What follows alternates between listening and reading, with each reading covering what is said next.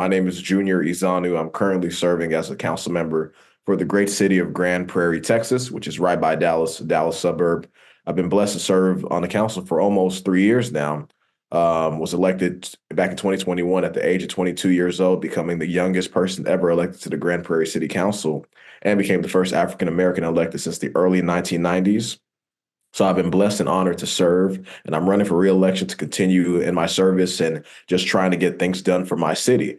I'm an at-large member, meaning that I represent the entire city of Grand Prairie. So whatever's happening on the north side, central side, or south side is really important to me, and I try to be effective in my role to deliver for my constituents. Back in 2020, I served as an intern within the Congressional Black Caucus Foundation's fellowship program. And this was during the pandemic, so a lot of the stuff was virtual, but some was in person. And we met virtually with Congresswoman Ayanna Pressley from Massachusetts, and we were able to ask her questions, ask for advice, all of that, and just learn about her journey.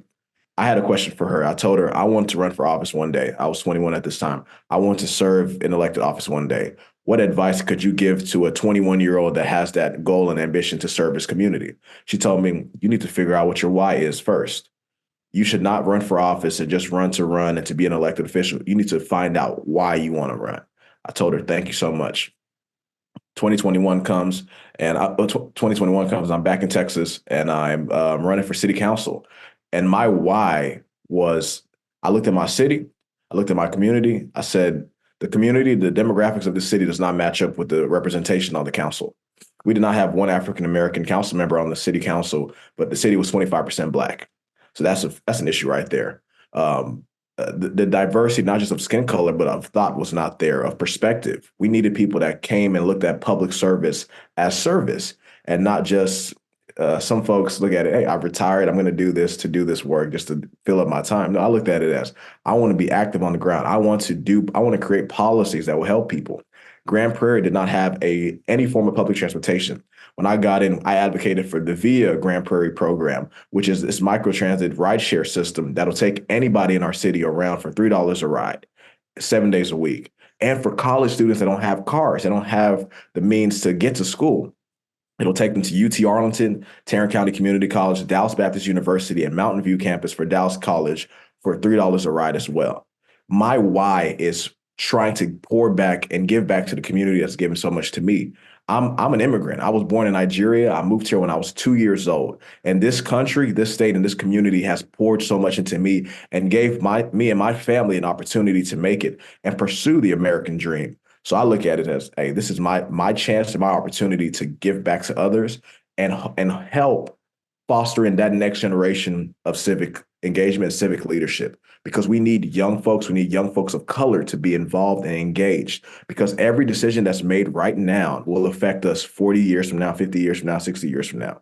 On the city council, we're paying the repercussions and sometimes reaping the benefits of decisions that were made back in the 70s and 80s on a daily basis. When we look at zoning cases, when we look at economic development deals that were done in the past, some were good, some were not as good as others. And we are dealing with that. So we have to understand as young folks that we need to help the generations that are above us by getting involved so we can create a better world for those that are going to follow us. And those are my reasons why. And also, I love this work. I love serving. I love working in government because I think government is the one place for me. I know everyone has their different places of service, but the one place for me to truly make a difference in my community, one person at a time and one day at a time.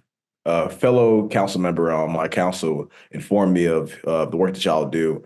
And in Grand Prairie, Texas, we have a very formidable and engaged Kappa Alpha Psi fraternity that does a lot of work with the mayor, with the city council, and has this group called the Guide Right Foundation, which helps mentor young men in our community to become leaders. And I've spoken at their battalion about a year and a half ago.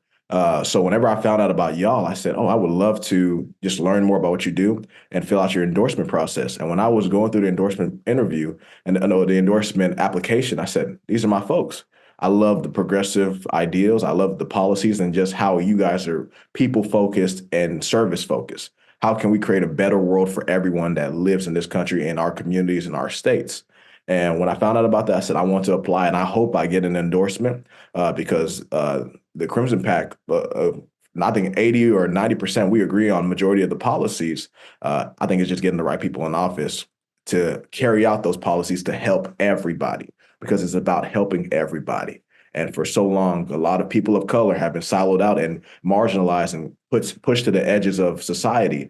And I think as we're seeing more and more people of color run for office and get involved, we're going to see more and more differences made across our country. So I just want to support the work y'all are doing and collaborate over time. My message to the voters and to anyone that's still looking at all the candidates and trying to see which candidate would best fit their leadership, how they view leadership, I would say y'all gave me an opportunity to serve at the age of 22 years old, which is just a wild idea, but I'm grateful. I'm grateful and I've enjoyed it. I've had fun and we've made a difference.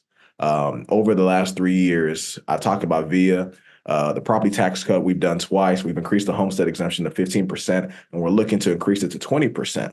But I don't want to just talk about the things we've done. We've also increased the minimum wage for all part-time and full-time city employees to $15 an hour and $17.82 an hour for full-time city employees. But I don't just want to speak about what we've done. Let me tell you about what we're planning for the future, what my policy platform is for the future.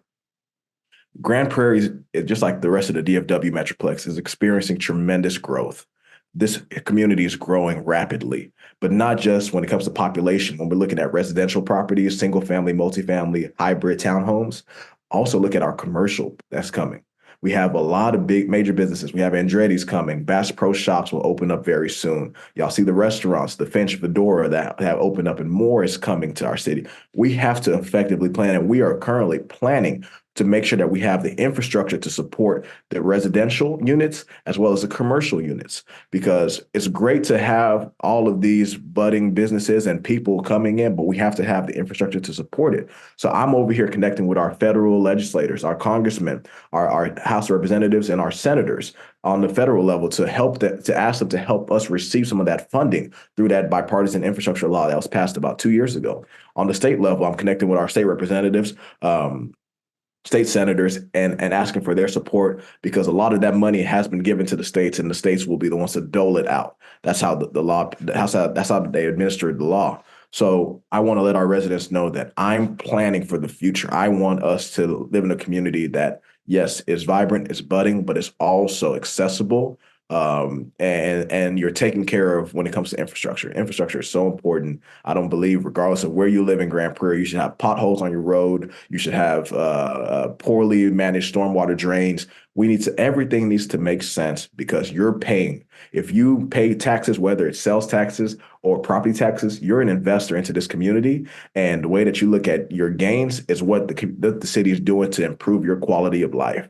And that's how I look at it. So we'd love to have your support to be able to continue serving our community. Election day is on May 4th. Early voting is from April 22nd to the 30th. Thank you for giving me an opportunity 3 years ago. And I'm asking for one more chance to keep on serving and getting things done here in Grand Prairie. Thank you.